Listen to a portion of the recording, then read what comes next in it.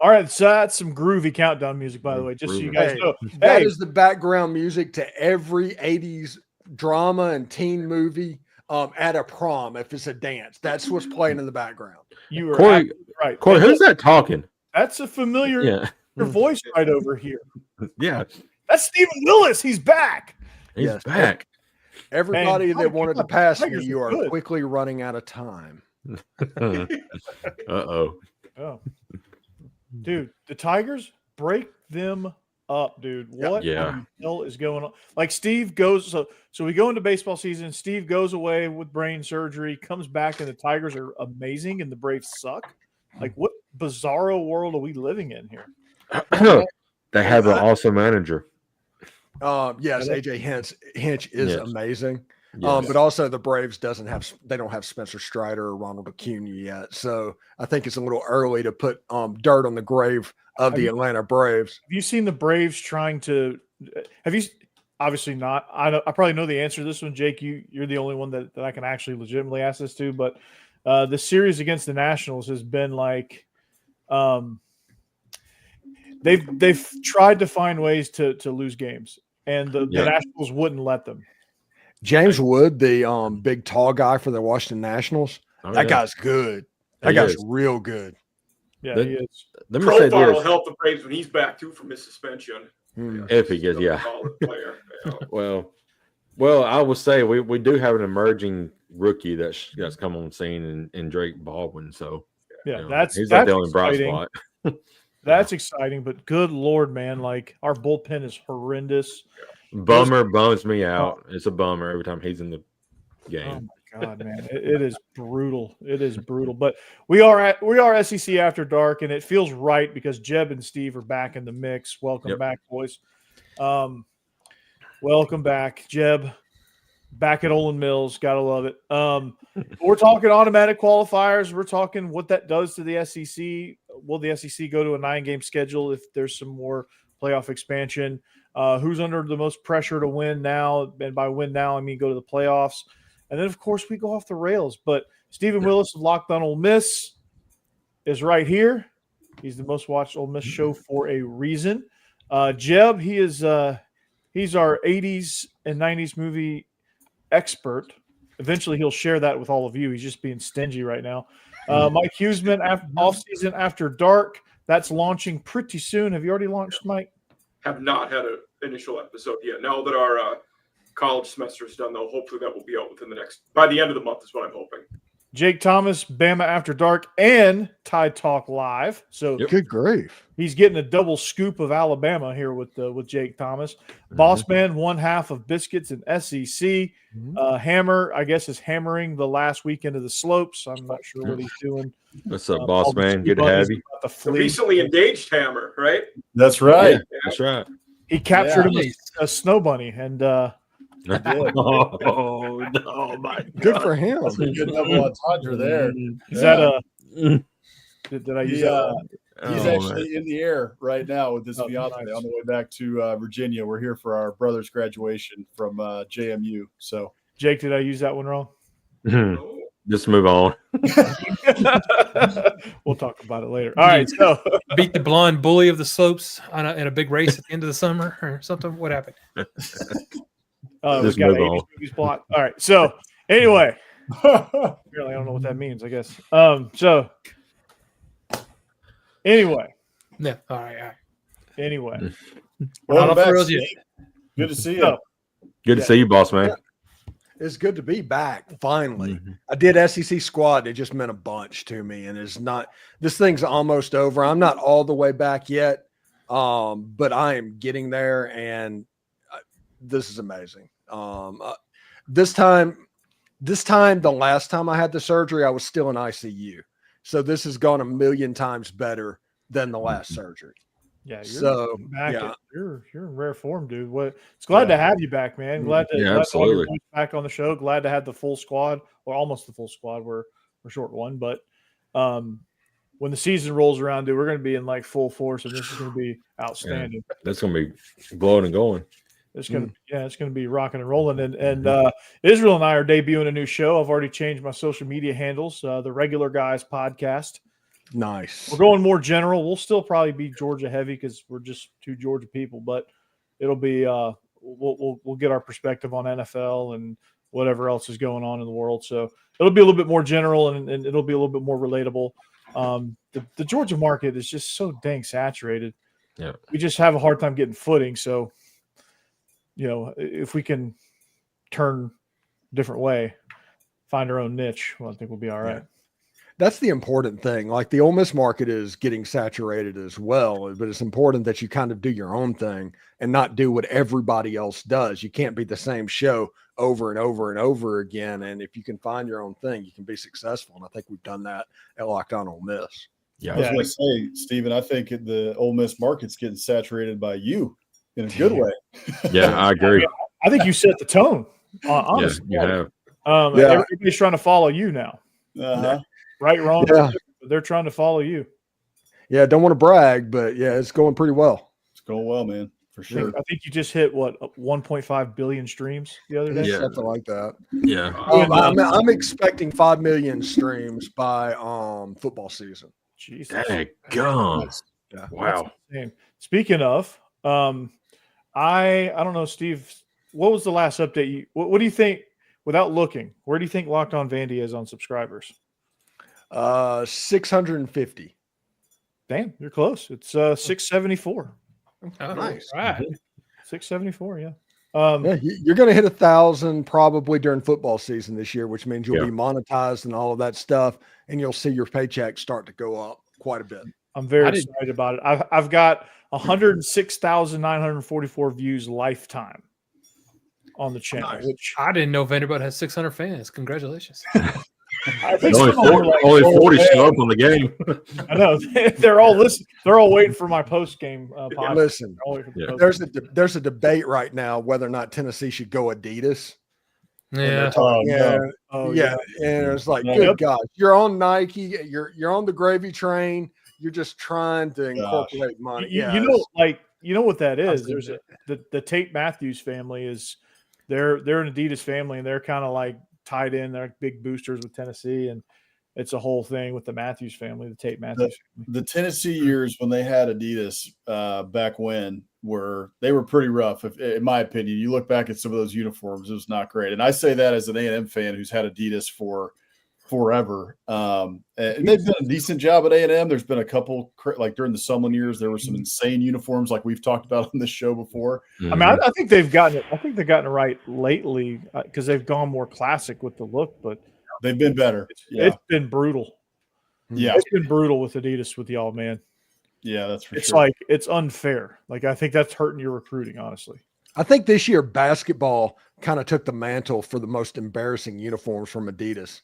Because they did those like the number in the corner, and it just looked all weird. I know A&M did. All the Adidas schools had all did. Indiana did. Like Indiana had. I think Indiana had the worst one. Well, no, actually, I think A&M did because they had like Wisconsin had rough ones last year too. Yeah. Which ones were the A&M ones you're thinking of? I don't know if I'm remembering those. They just had a T, and a number in the corner, and it was the one game they wore it. It was terrible. Weird. It was Indiana awful. had like I forget what they had. They had like they had something that was terrible. I was like, what the hell are they doing? They had the script, but then it looked weird up top. Yeah. Let's see if I can find it on Twitter while we're doing this. Yeah, it's like, come on, guys. So if I'm A&M, I am looking for ways to get over to Nike. Oh, I've been telling people that for years. We had great uniforms when like in the early 2000s with like Reggie McNeil and those guys. It was just the real clean Nike check with classic A&M uniforms, and then Adidas came in, and there was a couple years where Adidas was all right. But that was always the thing. It was just like it was all right, Every time we had Nike, it was like, okay, we feel good. These jerseys look clean. and then Adidas, and it was like, golly, man, they tried so many weird things, especially during the Sumlin years. Yeah, they're just not. They're just not football. They just need to stick with soccer at this point. They've got some great deals in the worldwide and in the soccer world. They just need to stay away from football. They just can't. They can't get it right. Like, and from a high school coaching perspective, like, you look for good prices on uniforms. So obviously Adidas is very affordable for a high school program that doesn't have a lot of money. And those jerseys, like, when they get saturated with sweat, those things like are heavy. You can't put them on. The poor linemen are just it's like oh, Steve. I thought you were talking about football. I remember these from basketball. Yeah, these were atrocious. Yeah. Yeah. That's embarrassing. Like, what? Put that back up, Steve. Gosh. Yeah. This, like, look at this space in the middle here. Like, yeah. What is that?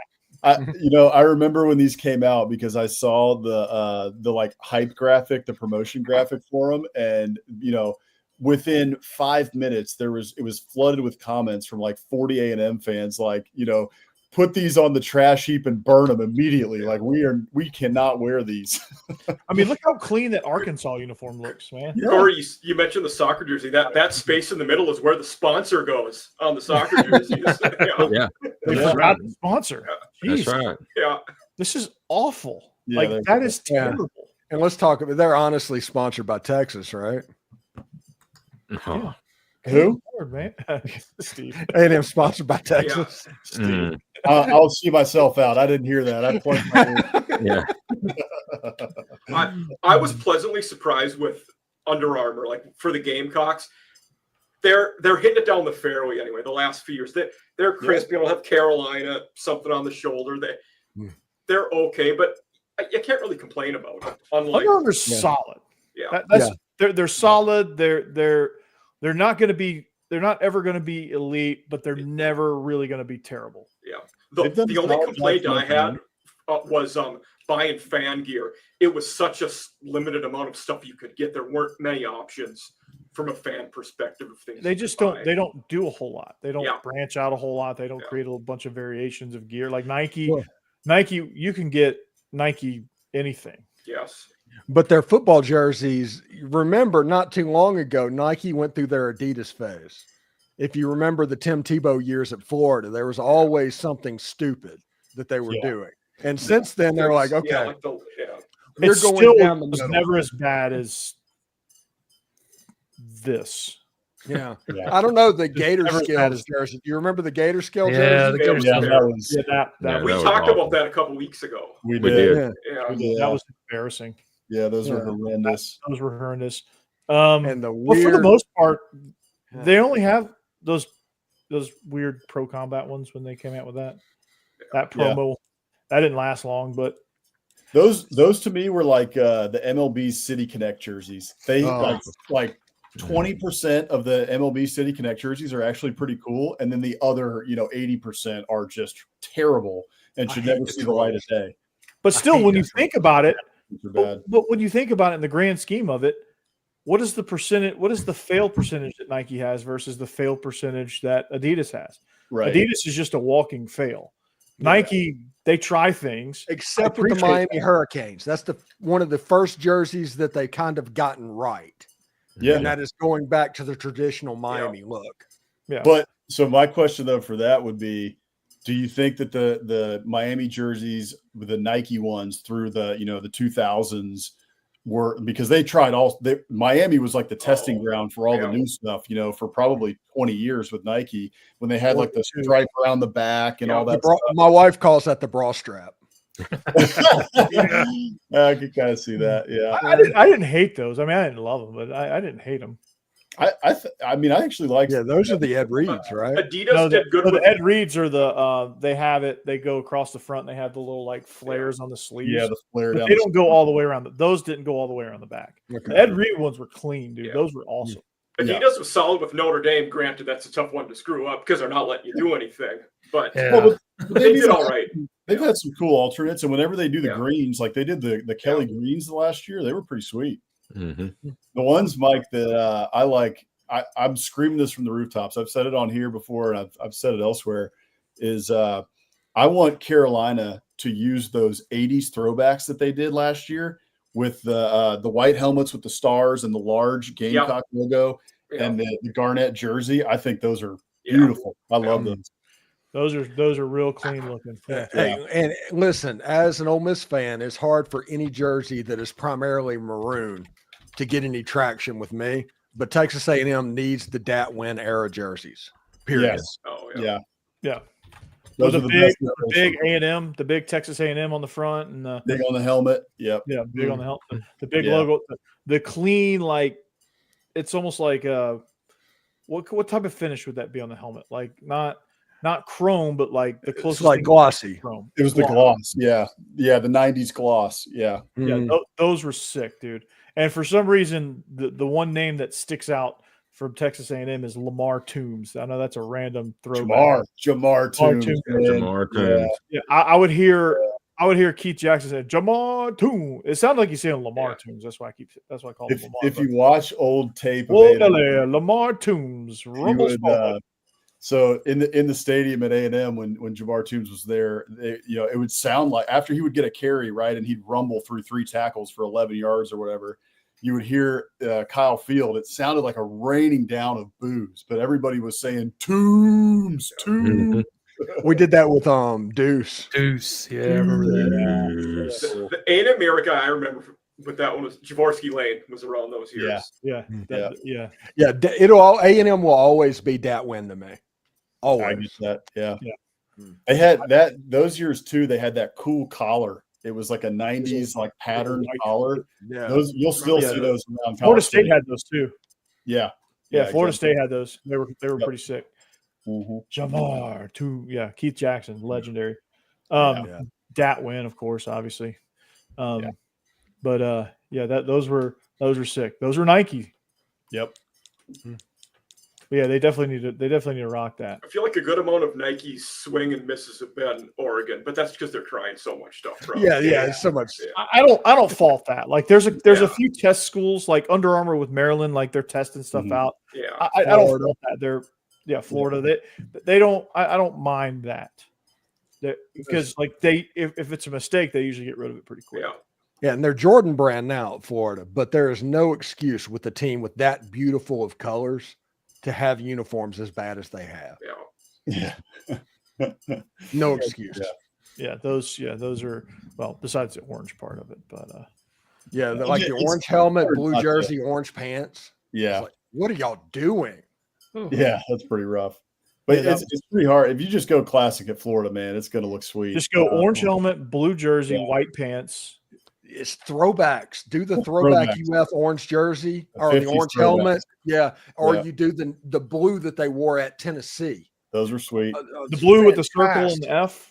Yeah. Those I always liked the Spurriers. With the Spurriers. Yeah. Fantastic. The white Spurriers with the straps, the stripes. Yes. The stripes. It looks so good. And then they come back with like, hey, let's wear all black. Screw you, Billy Napier. Good gosh. Yeah, that's G5 Billy right there. Like, you don't deserve. You know who made that decision? The game changer coordinator. Yeah. Oh my God. Yeah. Oh, Florida. Let's get into it because I'm excited because I think that if you're not Alabama or Georgia or those schools, this new playoff system benefits you in a big way. This is a big day for Ole Miss if the automatic qualifiers go through, especially with the play-in games of 3 versus 6 and 4 versus 5. Finishing 6th out of the top 16, you have a good chance to make the playoffs. And if the 3 team loses to the 6, he's probably going to get one of the at-large berths anyway. You'd have 4 in there. I think this is win-win for everybody. I'm all for it, man. Here's the model, and shout out to Mike for making this graphic. But this is great, man. I'm all for this. The 4 Big 10, 4 SEC, 2 Big 12, 2 ACC, 1 G5. Of course, the ACC is opposed. Of course, Big 12 is probably opposed. Yeah, right. But it doesn't matter. It doesn't matter if they're opposed because the SEC and the Big 10 just have to agree. The other conferences have already signed this over. Right. So if the SEC and the Big Ten want this is going to happen. Yeah, and I love it because I mean, think about the recruiting aspect of it. I mean, just think about if you're a top 6 team in the SEC, if you're a top 8 team, if you're in the top half of the SEC, you could be like, hey, we're in the hunt for a playoff spot every single year. And with the transfer portal the way it is, like you could flip your roster pretty quick. I'll say I don't like it. I think it's too much for the Big Ten and SEC, to be honest. But I also go for don't it, Mike. think we need to. I don't think we need to get beyond the 5 automatic qualifiers, like 5 best conference champions. I think that's an okay model to start with. Everybody else can be at large. Yeah, and if you're in the ACC or the Big 12 or you're outside of the SEC and the Big 10, I completely understand why you're not in favor of this. I get it. Yeah. But if you are a fan of the SEC or the Big 10, you should pray this happens, because what this means is the SEC is going to replace Georgia State with another conference game. And the SEC Big Ten Alliance is going to happen. And the cross rivalries of Georgia and Georgia Tech, that's going to happen as well, because you're not going to be penalized by those. This is more good football by the fans. They've been taken advantage of over the last couple of years. This will be a big win for SEC and Big Ten fans. So could another possible ripple effect, and I would be in favor of this too. And I would say get rid of the G5 spot. I would say take all of G5, create their own playoff bracket, do it like high school style. Just have different levels. You have three Division I champions. Right? FCS playoffs are great. Why doesn't G5 do it? Right. They should. They really should. Like if I was the G5, I would get all the conference commissioners together, all the ADs together, and say, listen, this is what needs to happen. If we want to have any shot at recruiting, we got to put our own playoff model out there, and we've got to play this thing out. Like there's no reason you shouldn't be able to have 3 Division I champions, because you have 2 already. Why not? I mean, what's the harm in having a third? You bring in so many other schools that compete, and the FCS playoffs do well on TV. They do well because everyone wants to go see the Grizz. Everyone wants to tune in to see the Grizz. Everyone wants to tune in to see the Fargo Dome rocking and all the Dakota teams beating up on everybody. Yep. And when James Madison was in there, that was good football. Like it's great television, and people enjoy, and it gives you more football around the holidays. And those smaller G5 college towns, campuses, they would love to host these games. You know, Buffalo going to Boise, Marshall, Texas State, Utah, all these random college towns would be great spots for that. It would be a really cool atmosphere. I mean, just think about it. Like, and you could even do it simple. You could even do it very simple. You could take 5 conferences. You could take the top. You straight up do it high school style and just go top like 32 and go top 4 for each conference. What about doing double elimination? As much as I'm okay with playing into March, the wear and tear on players, that's too much. Best of 7. What are you gonna say? Best of 7 next? Yeah, best of 7. That's right. Do the college baseball thing where college football is a 3-game set. Yeah. Friday, Saturday, and Sunday. Yep. Man. Everybody's rolling into class Monday in wheelchairs. Yeah. Especially the SEC. Steve, I hadn't heard somebody put it that way. I think that's probably right in terms of we're going to get a lot more good football here. To me, it's tough. Look, we're going to go to 16 teams. I like that. It'll be fun at the end of the day. You just want to get the best product out there, boss. But that's the problem. Right. Like, is this the best product? Are there really 16 teams at the end of the day that can win a national championship every year? I don't think so. We're going to get blowouts in the first round. That can win a national championship in March Madness either. In a region, there's a 1 versus 16 game that you're just wondering if it's going to be a blowout. And it usually is. So I think it'll be better football overall. And 1 through 16, everybody wants them just to blind seed them 1 through 16 with the BCS computer and all of that. But that is not an option. That's like somebody that lives in an apartment in New York City wanting a pony for their birthday. It's not going to happen. What? So we'll no pony? Exactly. Yeah, not if you live in an apartment in New York City. On a shoebox. It's just not going to happen. So you want the best possible scenario for your fan base. Nobody cares what Boise State gets. Nobody cares other than their fans, of course. Nobody cares what Baylor gets. What we care about is what the SEC gets and what the Big Ten gets, because those are the two conferences that are most relevant to us. And in that scenario, the top 4 automatic qualifiers are exactly what's needed. Yeah, absolutely. And first of all, that's what we've been missing all along is the Pony in New York City reference from Steve. It's just sold it to me now. He's back. Yeah. Well, listen to this. Championship Saturday, an SEC triple header to where the SEC championship game is last. It becomes a 7:00 game. The 2:30 game is the 3-6 game for the play-in for the playoffs. The noon game, the 11:00 game, is going to be the 4-5 game. The winner goes to the playoffs. That'll be the greatest theater in college football outside of the playoffs. Yeah, I can see that. The other model, the second model that you put up there, it looks like the first model is probably going to be the one that they end up going with, right? But the second model, the 4-4-3-3-1. If the ACC, I mean, the Big 12, I think probably had 3 teams that arguably, I don't know, maybe could have been in. That one's kind of sketchy too. But the ACC, I mean, let's think about it for a second. If last year is the model, what 3 ACC teams are you putting in? Right. I mean, like that would, and if they get one year after year, like, I mean, they had 2 legit ones last year. The Big 12 only had 1. So okay, so the Big 12 would have been the better. It would be Miami. Miami would be the third. Yeah.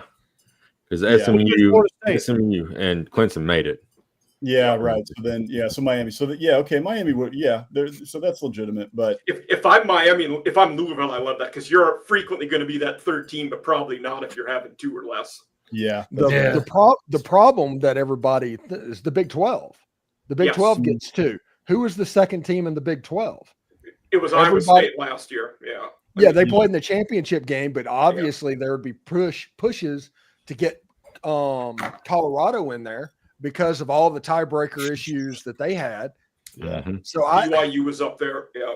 Yeah, it might be a situation in the Big 12 and ACC if they go to the 4-4-2-2-1 model that the number 1 team doesn't even play. They're the champions. They go to the playoffs, and the second game is a play-in game between number 2 and number 3. The ACC ADs did bring that up for them. I don't know if it's something they're going to vote on, but it has been something the ACC has talked about, I know. Yeah, and how about North Carolina being the most drama-filled school in college football now? Oh, my gosh. Yeah, who would have thought that Bill Belichick would have been with his 24-year-old girlfriend? Worthy. When somebody asks me about that now, I feel like the meme from Always Sunny in Philadelphia, like I'm Charlie, like looking at the whiteboard with all of it, like, there's, I'm about to sound real dumb again. I looked at that meme. I was like, that's a funny meme, but I have no idea where it's from. Oh, Pepe Sylvia is just fantastic. Yeah, where they worked in the mailroom.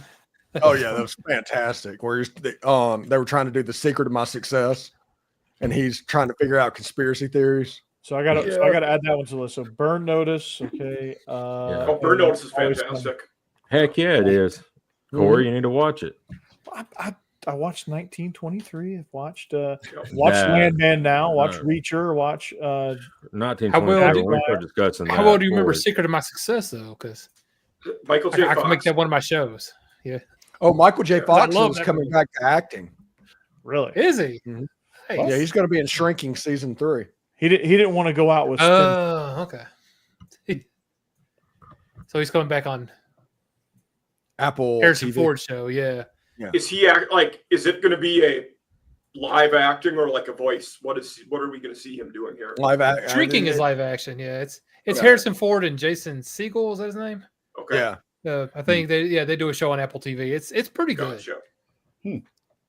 But it's not mobile. I didn't know how mobile he was. That's why I asked. It's not really an action-packed show, so he could be sitting a lot of it. Okay. Yeah. Is Suits any good? Have anyone else seen Suits? Suits is really good. Suits is very good until the end. It gets silly. Yeah, the ending was kind of weird, but it's good up to that point. It was enjoyable. Yeah. Mm-hmm. Doesn't get sillier than 1923, but well. Oh my gosh.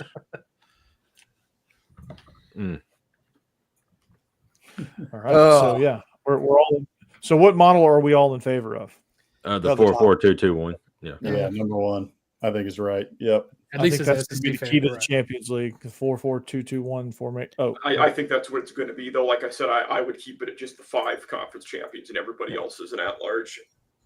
I agree with that. But One of the best teams in there. I actually kind of, look, as an SEC fan, I'm with you. Like I think the SEC and Big Ten even deserve. the SEC would get more in that. Yeah, exactly. Throw the right. I think they want to make more money. That's the secret sauce to this. And you make more money during the regular season if you're playing 10 major games. They can do that if they have the 4 spots because they don't have to worry about some committee with an athletic director from an opposite conference to make a decision that all of a sudden Alabama doesn't get in and we're going to put SMU in and all of that happens. Everybody loves the drama except when it happens. Yeah. And they want to secure their spots. And with the 3 at-large spots, if the 6 beats the 3 is going to get in. That's going to be 5 SEC teams. Yeah, you're going to get 6 SEC teams probably in some years. I'm sure, and in Big Ten you will too. Some years, yeah, true. Yeah, I think too. There's always been the arguments, right? Even from the BCS era, or A&M in 2020. There's always the team that gets left out. And even this year there was, right? There was Ole Miss kind of sitting there, South Carolina, and the SEC had an argument, right? Alabama, Miami, Alabama. There's a lot. So there's arguments there. But I think once you go to 16 teams. I mean, yeah, sure. The 17th and 18th and 19th teams are going to kind of be, pissed off they didn't make it. But you could go to 100. Really have a very good argument. Doesn't matter. You probably lost 4 games at that point if you're at 17. 17, 18, 19. So, maybe. But that is 8 games on campus the first weekend of the playoff. That's pretty. Think about that weekend of college football. Yeah, unbelievable. You have 8 playoff like that. Madness. As much as I want to hate Ohio State and bag on Ohio State, that atmosphere was insane. Yes, Penn State, that atmosphere when they played at SMU, it was a noon kick. It was electric. Dude. Rocking. Notre Dame and Texas were both wild too. Notre Dame and Texas were. I mean, it was insane. It was as Larry Munson would say, it was worse than bonkers. and with this model too, if you're a Notre Dame fan, you're probably going to get in anyway because Marcus Freeman is crushing. If you win 9 games, you're in. That's a good pick. Yeah, exactly. Yeah, and Marcus Freeman, he's good enough. I think he'll win. They're winning 9 games. Yep. I'm a big fan of Marcus Freeman. I hate that he's at Notre Dame. I do too. I wish he was somewhere else. I'm a big fan of his. Yeah, I like him a lot too. He's a guy and we even heard it a little bit this year, but he could be an NFL guy in a couple of years, I think. I can see that. Well deserved. And at his age, why not? Because if you fail at the NFL, well, then you get a blue blood college job to bounce back to. Yeah, absolutely. Yeah, true. Because he could have any college job he wants, man. He's tailor made for that.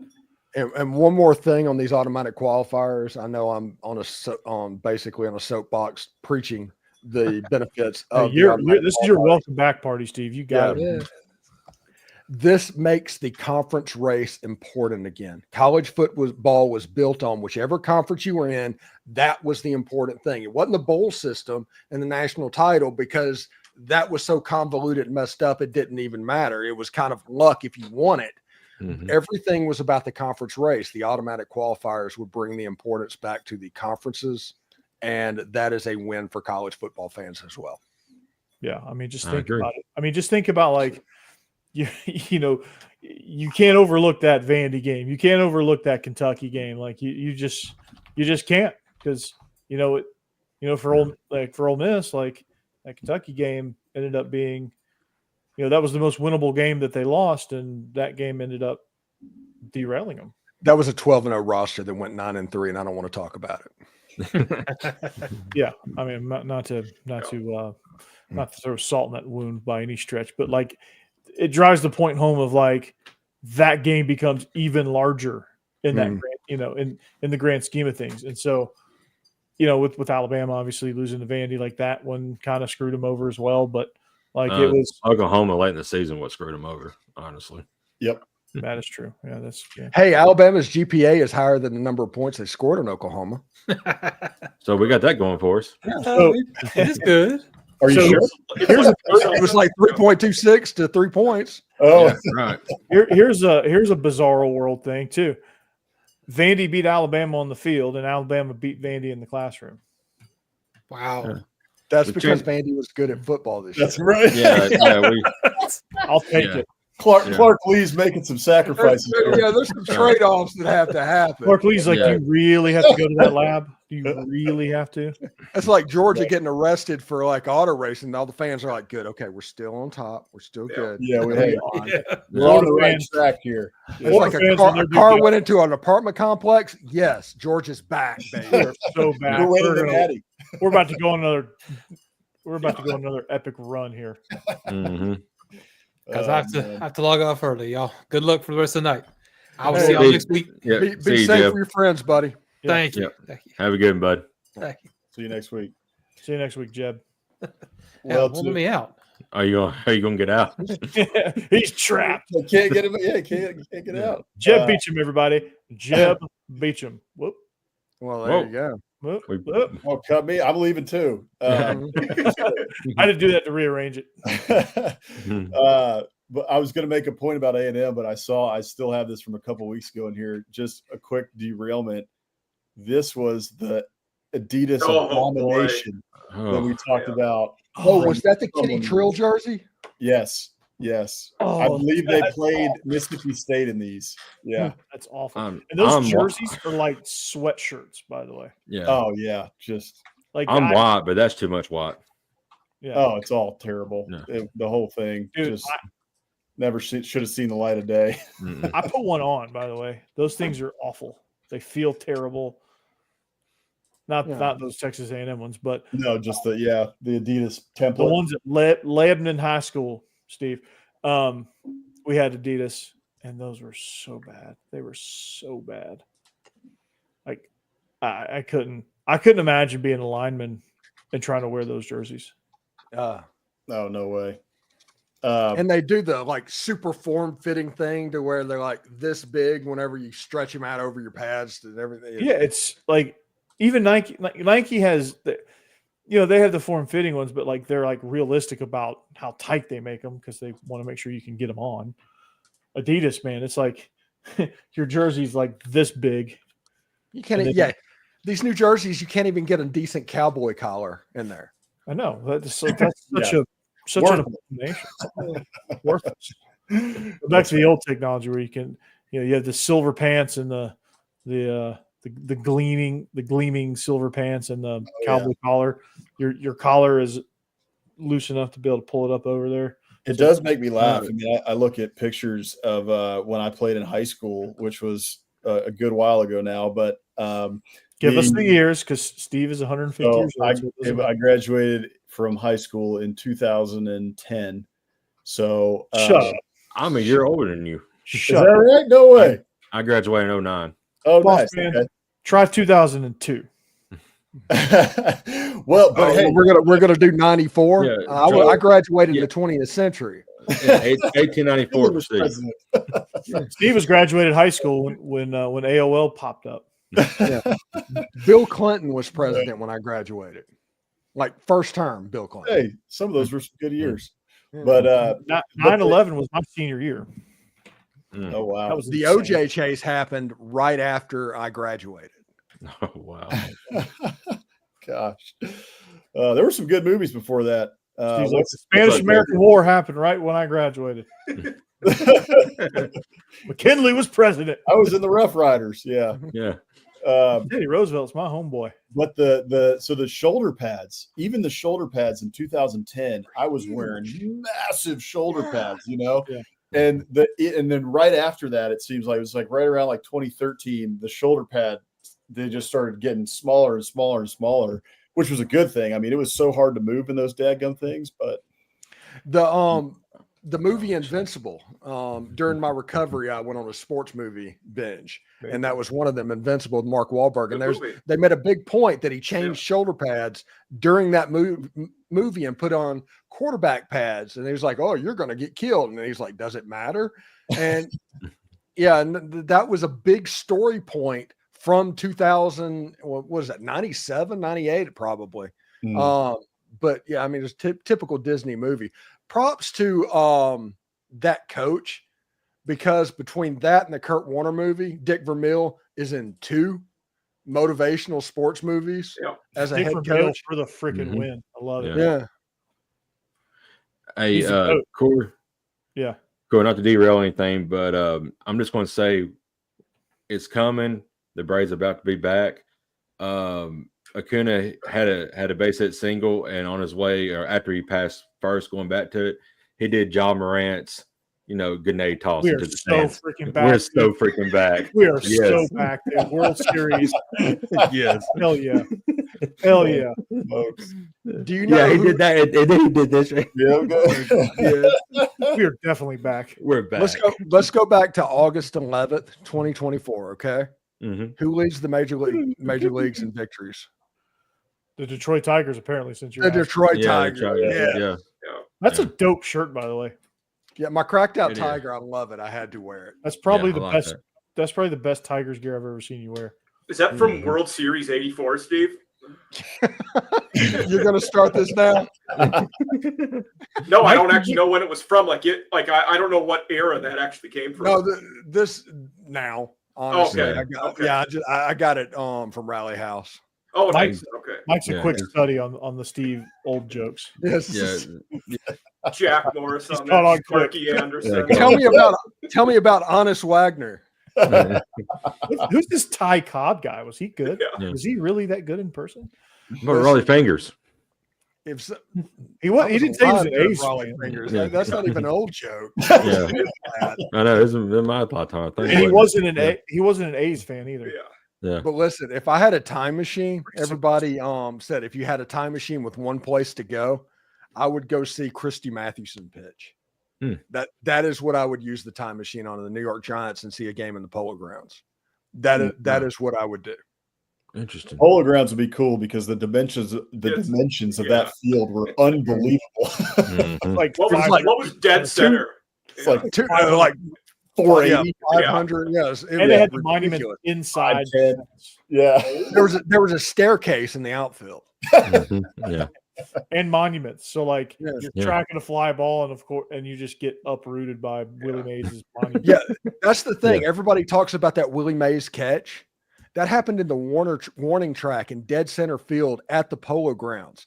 That ball got charged. Mm-hmm. Hey, speaking of which, there's a new stat in baseball. This is MLB After Dark, apparently.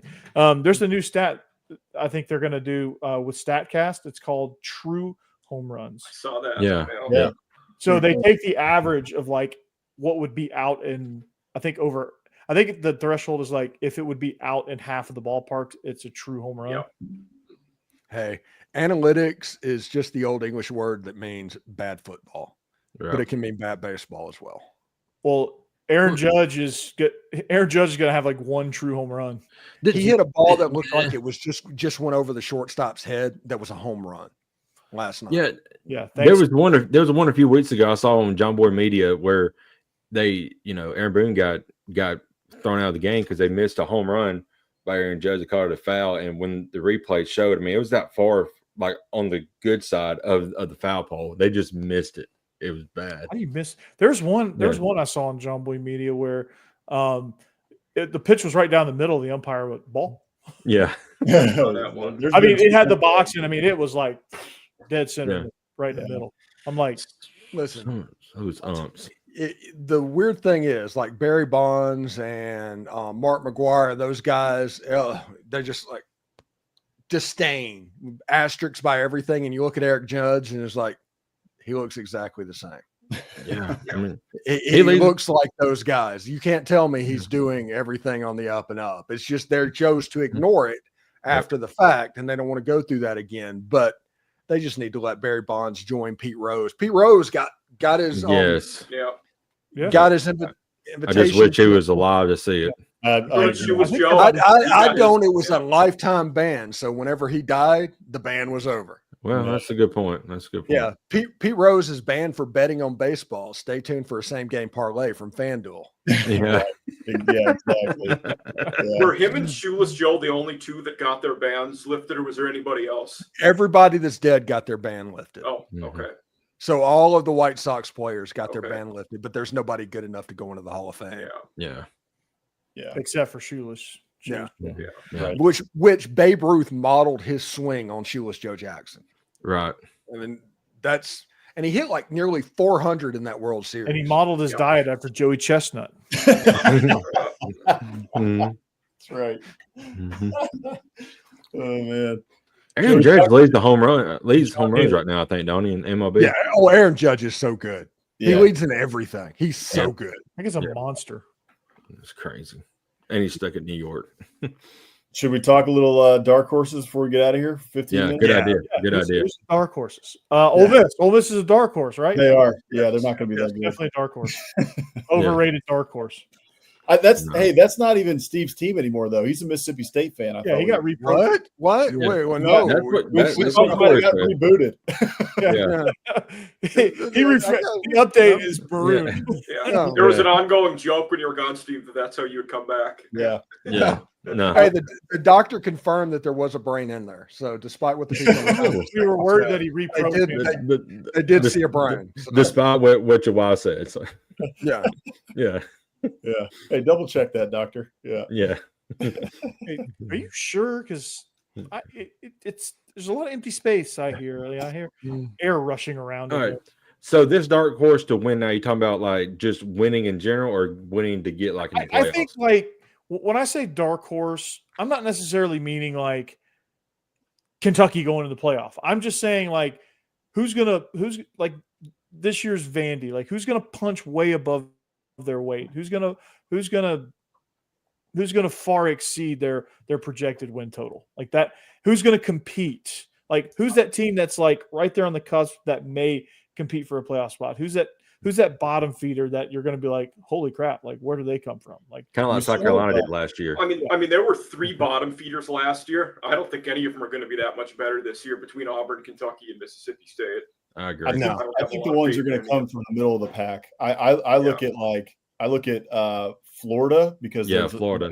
If DJ Lagway's shoulder's okay, I think they could punch above their weight for sure. In his health, for sure. I think Oklahoma with Arbuckle and Mateer, I have a hard time believing that they're not going to be so much more improved, despite what you might think about Brent Venables. I think he hit a home run hiring Ben Arbuckle. I'm the under on that Seawall. Just throwing that out there. I think an under too, but that was one I was going to mention. Seawall was Auburn. Like they could punch above their weight too if Jackson Arnold lives up to a little bit. I have a hard time with Auburn.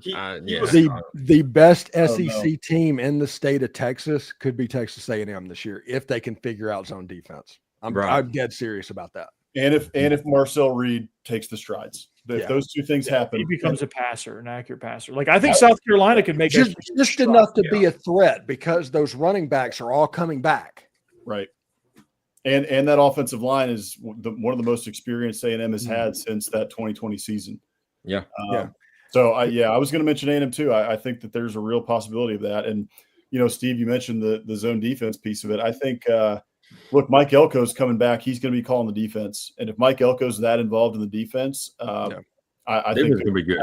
Yeah, that's what happened. I mean, I know this is a terrible example because it's Vandy, but like Vandy was 2-10, and Clark Lee took over the defense, and all of a sudden they go to a bowl game and win the bowl game. So it's like when you're a defensive expert as a head coach, if you want to reset, that's a perfect thing to do. So I think this is a great move for A&M for him to take back the defense. Even if he just does it for a year while he's like training somebody, I'm cool with that. Yeah. But like, I think this is a great reset for him and that team. I don't know that I'd call him a dark horse. Sorry, go for it, Steve. Go ahead, Mike. I would say I don't know that they're necessarily a dark horse, but if we're looking at the conference standings from last year, LSU's 5-3 bottom half. They could be a playoff team this year. I think they're going to be pretty salty. Yeah, I agree. Because they have a quarterback coming back. Yeah. Right. Yeah, and they have so much is going in the league. Yeah, so much is going to be dependent on their offensive line. Yeah. Replacing those guys, that's going to be big. Picture this with Texas, though. Texas loses to Ohio State. Can you really say that just check it, mark it off that they're going to be Oklahoma? No. They have to go to Georgia. They have to go to the Swamp, and they have Texas A&M in a revenge game. I said this on the SEC Squad show on the Locked On Network. This is a team that is on 8-4 watch. This is a Duke's Mayo potential team. Now, boss man, like in that A&M Texas rivalry, how important is the home field? Is it one of those rivalries where it doesn't really matter, or is it like because Texas is at home, they're going to be pretty safe in that game, or what are we seeing there? No, I mean, I think it matters a lot, and look, even though Texas won that game last year, the crowd affected that game. Texas fans will tell you differently. Steve Sarkisian will tell you differently, but everybody who watched that game realizes, I mean, Texas made a lot of mistakes in that second half. They allowed A&M to stay in that game. They had a couple goal line stands, which saved them, but A&M had their chances. And I don't think that game's that close at all. If that game, was elsewhere, right? I think if that game was in Austin last year, Texas would have rolled A&M. I think they'd have beat us 35-7 or something like that. But so I think the home field advantage in this rivalry does matter. And if you look back at Texas fans always look at the record, right? And they ran up the score during the war years when A&M sent a bunch of guys out to war. But if you look at the last 30 years of the rivalry, it's almost dead even. And and the home field advantage in that rivalry matters. So it'll be tough for A&M to go in and get a win there. However, both of those teams have won in the other's place, even when those teams have been bad. Even during the Francione years, A&M walked into Austin and beat I think Texas was number 11 or maybe top 10 with Colt McCoy, and A&M was 4-8 and walked out of Austin with a win. So it can be done, and that rivalry just runs deep. It's like Ole Miss, it's like Bama Auburn. You just never know what's going to happen in that game. Yeah, and if Texas has 3 losses going into that game to where they're already out of the playoff, because everything is built around the playoff in Austin right now. Yeah. If they are eliminated from the playoff, that's going to be wins a tough out of game. the sails. That boat ain't moving, and it's going to be bad. Okay, if that happens, what kind of seat is Sarkisian sitting on at the end of the year? If it's not. I don't think so. I don't know. I don't think he's under a ton of pressure. No. I don't think fans are going to be happy, but I don't think he's going to be in the hot seat. Now, the second question is who's the most pressure to win now, and by that I mean who has to make the playoffs. We talked about this, Steve, on the squad show, but here's a name. I think he has to make the playoffs. Kalen DeBoer has to make the playoffs. Right, wrong, or indifferent. I don't necessarily agree with that, but that's just the reality of where he's at and who he's followed. He has to make the playoffs. He goes out and gets Ryan Grubb. He's got his quarterback now with Ty Simpson. You got a real quarterback. And when I say a real quarterback, I mean a real quarterback for his system. Jalen Milroe was good. He was the right quarterback for the wrong system. I think DeBoer has to get it done this year. And to go 9-4 with a lot of those things that went against him was actually pretty impressive. But he has to make it, or he could get run out of town. And I don't necessarily agree with that. We're going to find out what this team's made of. We're going to see how much the problem was Jalen Milroe related last year. And I hate to say that because I really like Jalen Milroe, and I mean he was an athletic stud, but he just wasn't. Third rounder to the Seahawks. I mean, that's right. Before this season started, I called DeBoer Ray Perkins. I was hammering that nail. He is on Ray Perkins' watch right now. If they don't win 10 games, he probably will be. Because I think Ray Perkins won 1 year like that. Yeah, every coach won 10 games at Alabama. Every head coach has won 10 games at Alabama. Wild, we're saying this about a guy that was in the national championship less than 2 years ago. Crazy. Yeah. I mean, Alabama, right? It's insane, right? Only at Alabama. Well, not only at Alabama, but there's 3 places in the country. Yeah. Ohio State, Alabama. Yeah, probably Auburn. Florida's up there. There's 3 to 5 schools that are like that. Yeah. So Auburn's up there. I don't know why, but my dark horse, not necessarily has to be playoffs, but I have said a lot. I think it's Billy still. they can't have a bet. He saved his job for a year, but I liken him to what I said with Neil Brown before. Saved his job in 23, then got ran out of town the next year. If Billy doesn't win 9 games, he's probably gone. Yeah, I agree. I think if he gets embarrassed mid-season, he's out. Their schedule's not any easier this. Well, actually, it might be a little easier than it was last year. Yeah. I think Brian Kelly has to make the playoff. Yeah, if Brian Kelly throws up another 8-4, there's a chance they could run him out of town. Yeah, I mean, with as much as they're spending and as well as they've done in the portal, and in his tenure, he had one of the best offenses outside of the 19 Joe Burrow team. So the low-key Big Ten chatter is that if Luke Fickell has a third bad year in a row, Wisconsin would fire him, and Kelly might be a guy they would try to get. And if I'm him, I might take that. That's not a bad move. It was Bert Bielema. Right. The SEC doesn't work for him. Yeah. Go back to what you used to, and it's worked out well for him. Yeah, I mean, he's a Midwest Northeast guy. Like he would fit in well in that area, and that's not to say anything about that area, but like that's kind of his personality. That's kind of what he is. I'm looking at Florida's schedule. God, Florida's schedule is a gauntlet. I might have been wrong about. Yeah, it's ridiculous. At LSU, it's just Miami, flat. Texas, not as bad as Oklahoma. Well, it's like 1-2. It's like OU 1, Florida 2. Yeah. Andy's schedule's pretty daggum tough too. We went through schedules last week, I think, didn't we, boys? It's SEC, man. It's just all tough. Vandy's schedule is always tough. Oh, this is it. This is the toughest schedules, and their projected wins in there it is. Oklahoma 1, Florida 2. Yeah. Vandy's number 5. Vandy's 5. Vandy plays I think Vandy plays the top 5 quarterbacks in the conference. Yep. They start out with Lenore Sellers. They go Sellers, Ty Simpson, Garrett Nussmeier, and Arch Manning. And then I think they get Jackson Arnold. They get Reprieve against Bo Pribula. They get Reprieve against Joey Aguilar. They caught a break there. One we haven't mentioned here is Mark Stoops. I think he's under some pressure to win now too. I mean, he's got to win more than 6 games. They're ready to toss him to the side, man. Like I agree. He is praying that Kirk Ferentz retires. If Kirk Ferentz retires, he's going to Iowa. Mark Stoops wants no part. Like Mark Stoops is too proud to quit and too proud to go get another job. He's too legit to quit. Yeah, he's too legit to quit. He doesn't. I don't know. My question. I got a question for you. Speaking of South Carolina, they sniffed potentially a playoff potential last year. Do they need to get that next step? Does Shane Beamer need to get that next step and make the playoffs this year, or you think he's kind of going to? No. If they would, not make a bowl game and be terrible, he might be on the hot seat going into 26. But he's safe right now. Yeah, I think the expectations have been raised a lot. Right. But he's done not really to the well portal. But not to the point where Sellers, Dylan Stewart coming back. Oh yeah.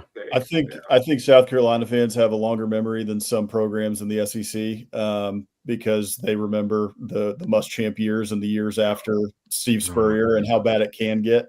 Yeah, so they remember the years before Steve Spurrier. When I was in Columbia, I was the last 2 years of Muschamp and then first 2 years of Beamer. So world of difference from where we were 5 years ago. Without a doubt. They have actually appreciation, and every former SEC player I've talked to, it's 2. Okay. Both of them. Well, both of them. Israel and Jawan Williams. They both. When I asked them like the most hostile place they've played, what their thoughts were, they both played at LSU. They didn't say LSU. They both played at Auburn. Did not say Auburn. They both unanimously quickly said South Carolina. Mm-hmm. Yeah, well, South Carolina. I'm not being a homer saying it. Like Sandstorm is the coolest environment you'll ever be in. I love it. It's so much fun. It's amazing. And Ole Miss helped create that. So yeah. Stephen Garcia years. Yeah. Corey, 2 minutes. But before we get out of here, one more question. I'm sure y'all saw this, but tell you a quick story. Yeah. And boss man, this has to do with one of your players that just got drafted from A&M, Shamar Stewart. You see, he's holding out of his rookie contract. I have a problem. Yeah, he got picked by the Bears, right? Yeah, Bengals. I think Bengals. He's holding out. I mean, you're a rookie. We talked about it. I think it's a wage scale too. It's set. Yeah, right. Exactly. And you're lucky you got drafted where you did because of the stats you put up in college. So you might just want to take that money and just run with it. Cincinnati thought they had Walter Nolan. Yeah, they thought they were getting when he went to Arizona the pick before they panicked, and they did. That's the reason they took him. I mean, I've been saying it, and I don't know that he's going to be a bust. I think he could have a decent NFL career, but I don't think he's going to like a first round talent. This is the classic thing that happens every year at the NFL Combine, right? Everybody looks at, okay, this guy's 6'5", he's 250, and he's a freak athlete, right? He runs a 4.8 40. He's got light feet on the defensive line, and then they forget everything else about the tape that they watch, the stats he put up in college, and then you draft this kid in the first round. It's the Anthony Richardson syndrome. Yeah, right. Exactly. Like he throws a ball far.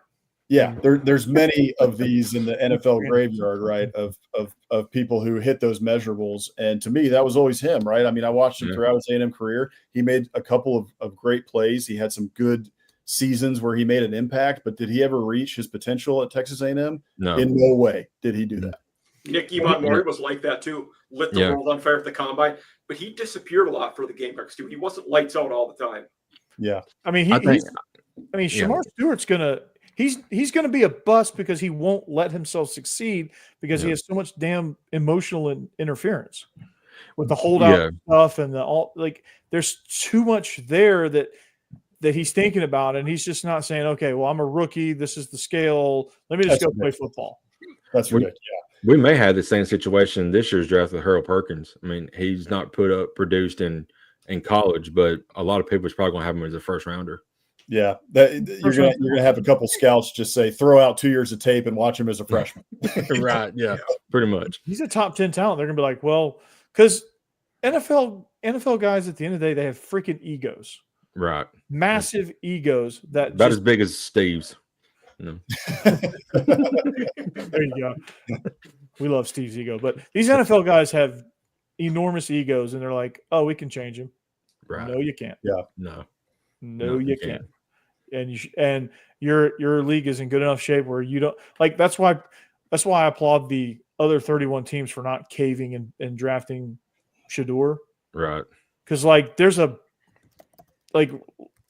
he might be a pretty good player, but there's enough of a circus around him that might not ever allow him to be a good player. Yeah, that's right. It's like just everything that comes with him. I don't know if he can get out of the way, and some of it's not his fault, some of it is his fault. But it's just I don't think he's ever going to allow himself. I don't think he's ever going to get out of his own way sometimes, and it's sad because I think he can be a pretty good quarterback. I mean, 75% completion percentage, but I'm excited about Cam Ward.